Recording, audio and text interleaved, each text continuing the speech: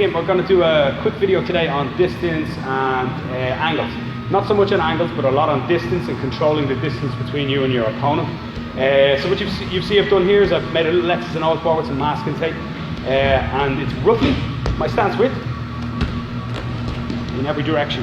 It's a square in the middle, and of course this is where I stand and this is where Nathan stands. So you can see that when I stand here like this, I'm roughly out of range. I'm going to need to make like at least a step forward to come inside here like this and to try and hit him. So if I need to hit him or if I need to take him down, I need to come forwards. So this teaches you a little bit something about controlling the distance and the mark between you and your opponent. If you're too far away, then you've got too much work to do to get over there, okay? And that varies between people. So taller people have less work to do, obviously, and smaller people have more to do.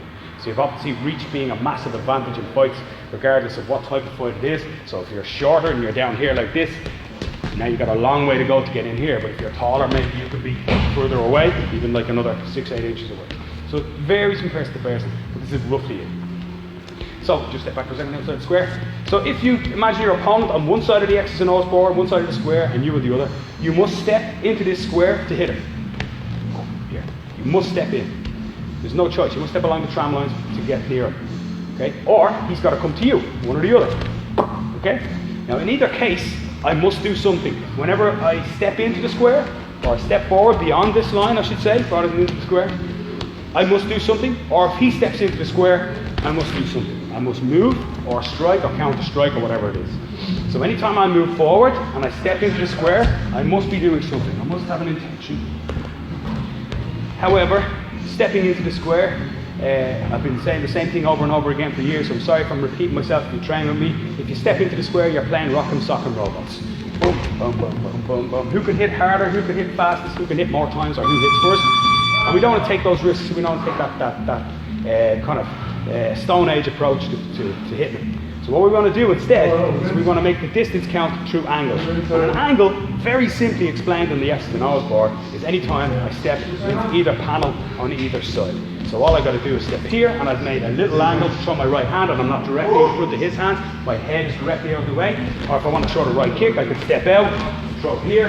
If I want to throw the left kick, I can step out into this, throw here, or like the right hand, or the left hook, or whatever I want to do. So anytime I step outside the box, that's what I'm doing. I'm going to try to make a small angle. You don't have to be disappearing behind them like angles like this. And I always say it's like one of the things that people do when they're watching UFC is they start to say, hey, yeah, look at his angles, look at his angles, to make them know that sound like they know what they're talking about. But angle is really, really simple. It's not a difficult concept to understand. You just think about it in terms of the square and the two tram lines. So a mistake is to step on the tram line, and you can do it if you're willing to put your head down and barrel forward. But from here, it's almost always better to step slightly off. You don't have to make a huge angle, like a 90-degree one. You can just step off slightly, and suddenly you've made a different angle. So really simple, really easy today, and it matters whether you're a boxer, you're a kickboxer, or you're an MMA fighter, or what have you.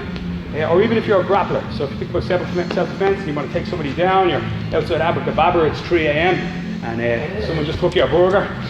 From here, if you just step into that space and the guy just wants to swing at you, he's going to clock you and knock you out, and you want to put him onto the ground, or you want to do what have you. So if I've got to step in that space, I have to do something before I do. So I'm going to throw a jab and step in, or I'm going to throw the right hand and step in and try and bring him to the mat. Or if you're going to shoot and control, even if you're doing jiu-jitsu, and if I want to get close to him, I must be doing something as I come in. Other than that, he just steps away. Okay. Or I open myself up to a counter attack. Yeah, that's simple. X's and O's, and distance and angles.